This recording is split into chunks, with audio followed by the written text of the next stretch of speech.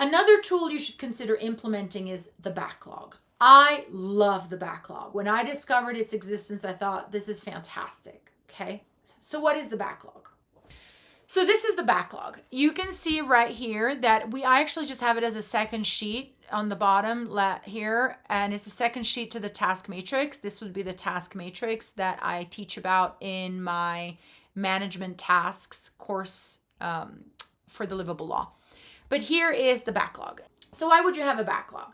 You would have a backlog if you have tasks that are just something you know is going to have to be done, but the timing is wrong or there's not enough personnel to do it. And that's perfectly fine.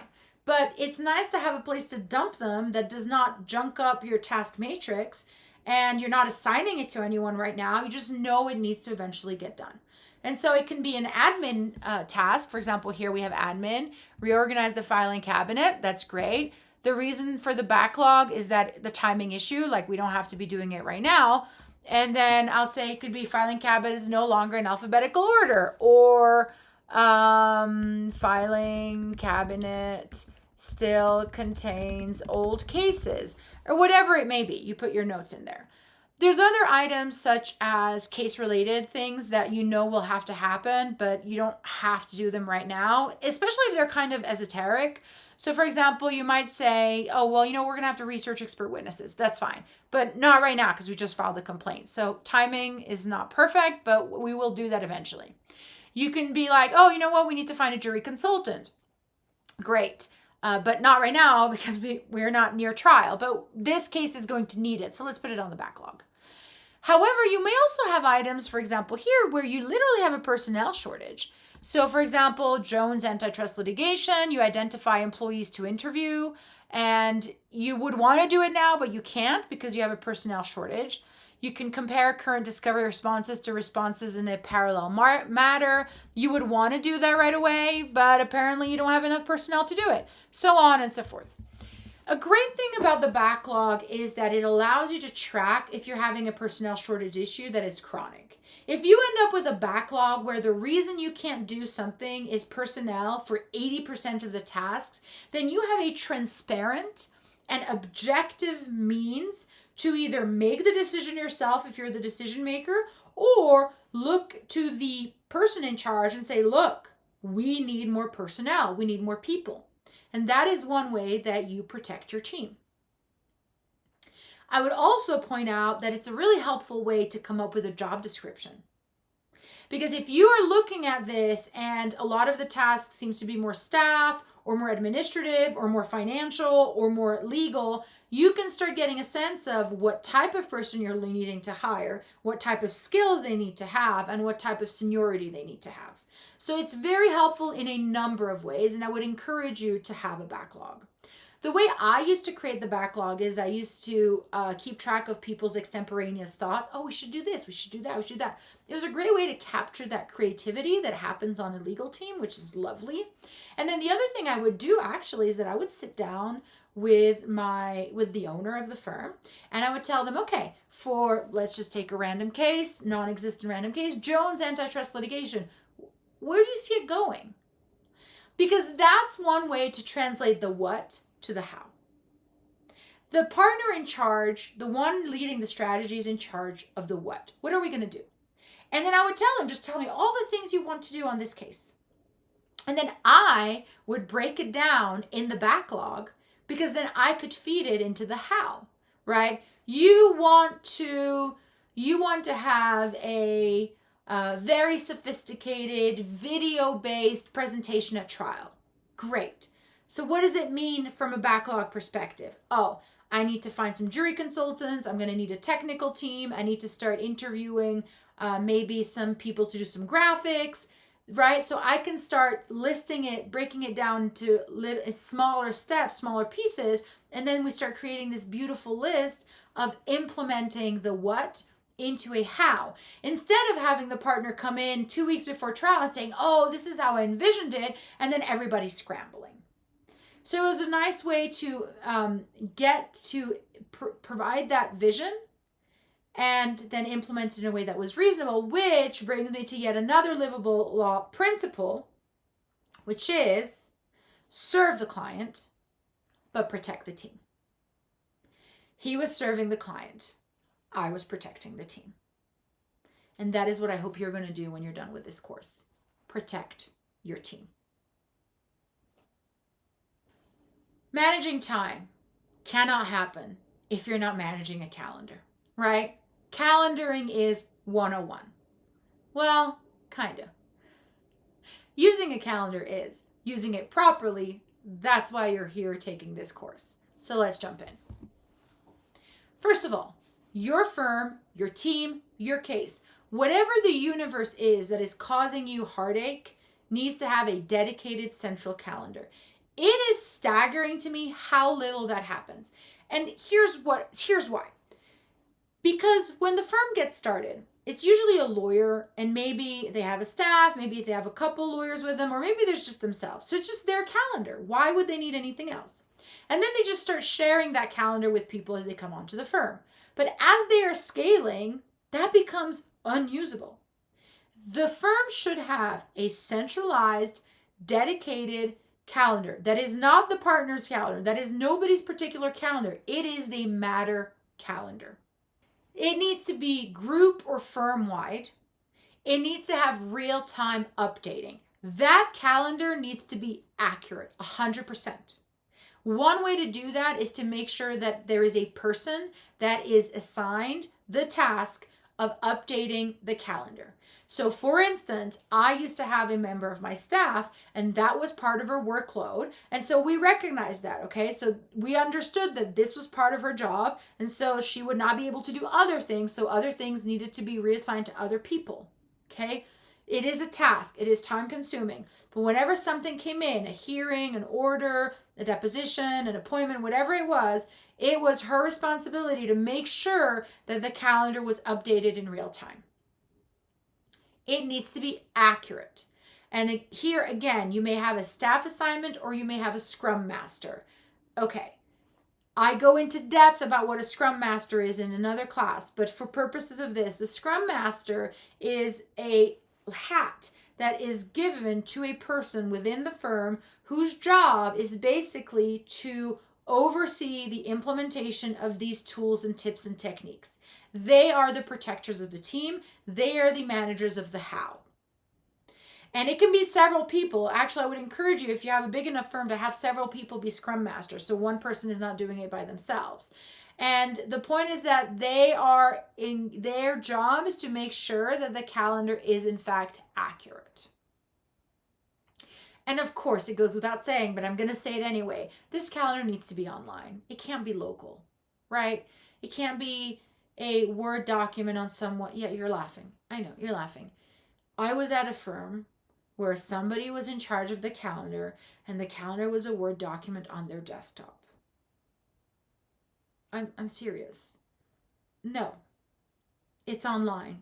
Everybody sees it, everybody accesses it, and preferably it is overlaid with their own calendar. That's super important.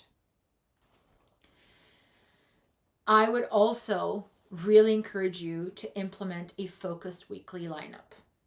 And it's going to drive people crazy until it doesn't.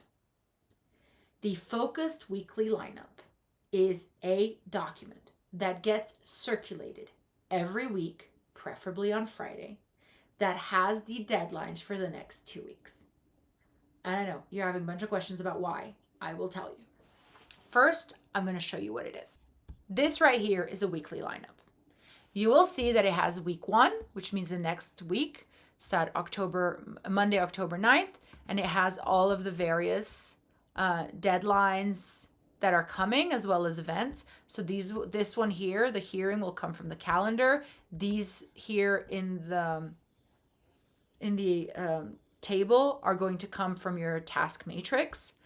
They don't have to be in a table, but I'll show you why that's the case. You're going to have here another event from the calendar. Some days are empty. Then you go to week 2. You're going to say, oh, we're having draft a cease and desist letter. It's due on this day. You're going to have and then you're going to have a Carter depot on the 18th, and then another Smith, and then you have a Smith depot on the 19th. This is your weekly lineup. And I'm going to show you how I got the tasks. So this is a task matrix. I'm going to navigate to it and show you. So what I did was that if you have a task matrix or task management system, you should make sure that it can be sorted by date. And then what I would do is basically I would just take the next 2 weeks, and I could be very easily copy paste and tell you, okay, for the next 2 weeks, these are the tasks. This is the task. This is the matter it belongs to, and this is the person who is doing the work. And that's a really fantastic way to copy paste. It takes a couple of seconds.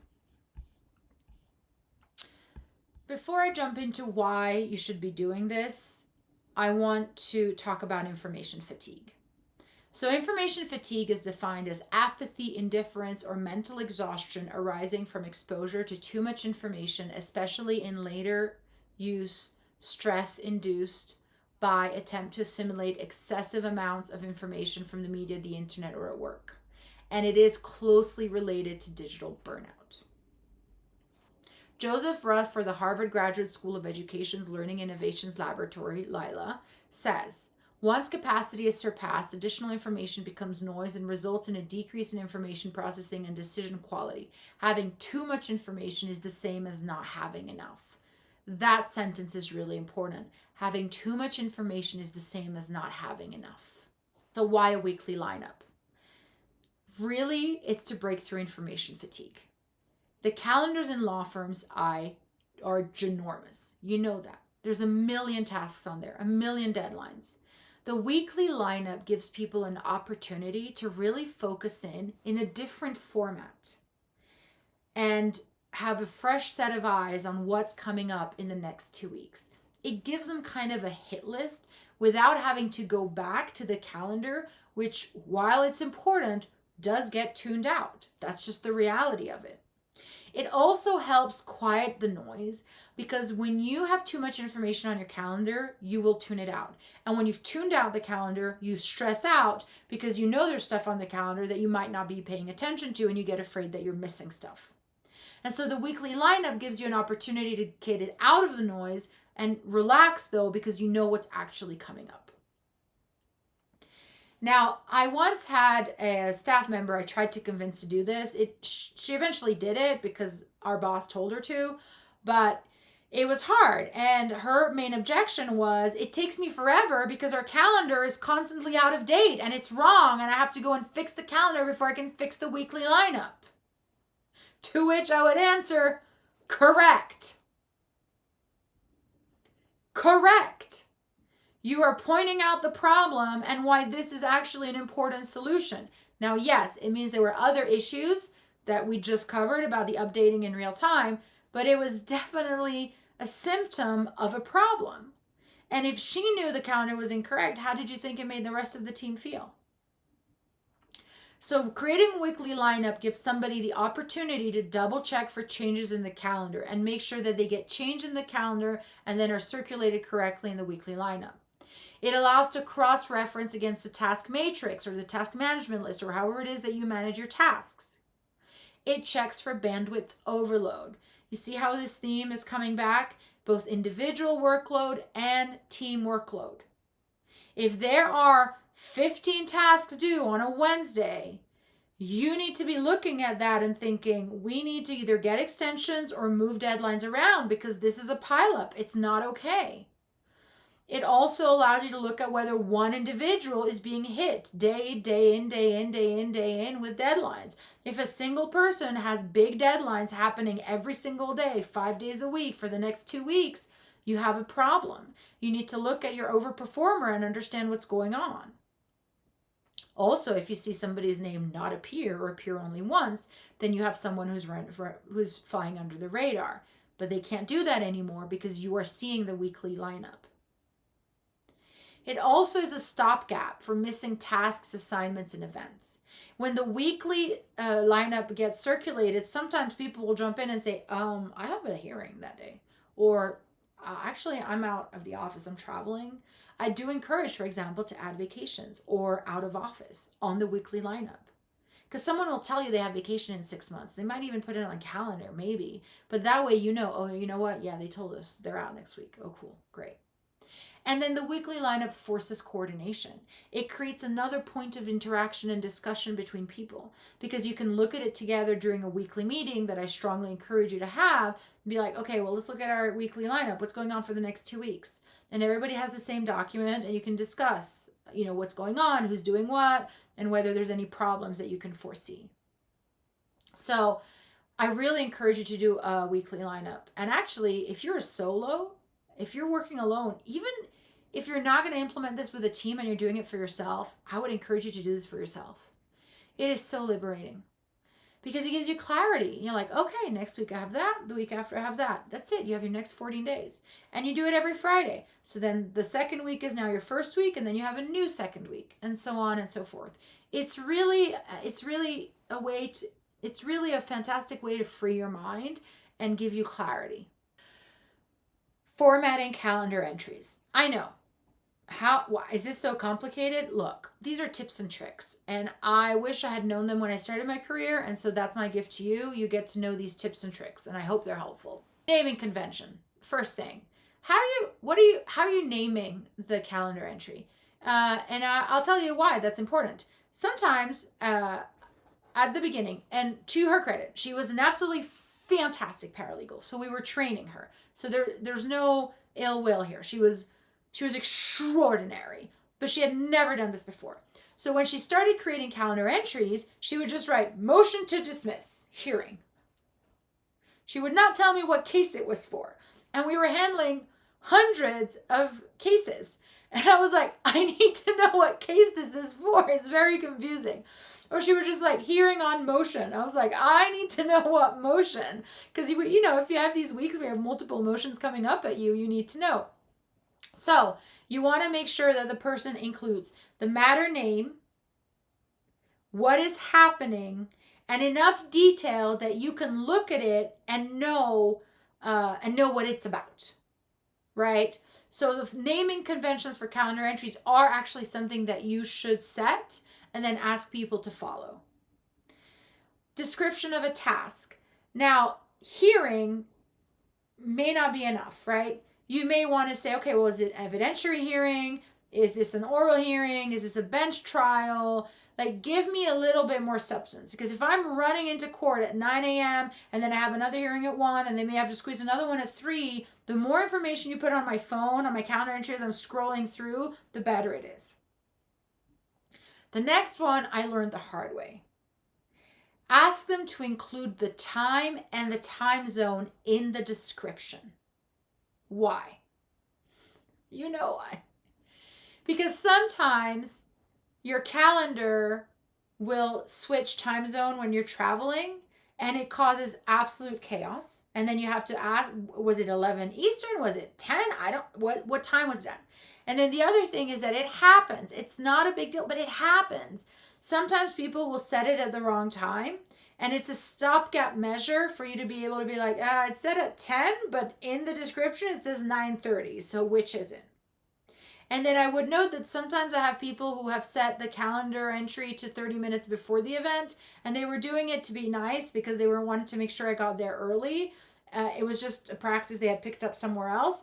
But if they put the time of the actual event on the description, then I would know exactly what time I needed to be there.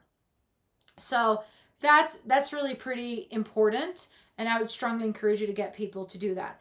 And that's especially important now that we're doing a lot of these conference calls and video calls, because people will talk about this time or that time or the other time, and sometimes things do get miscalendared. It just happens.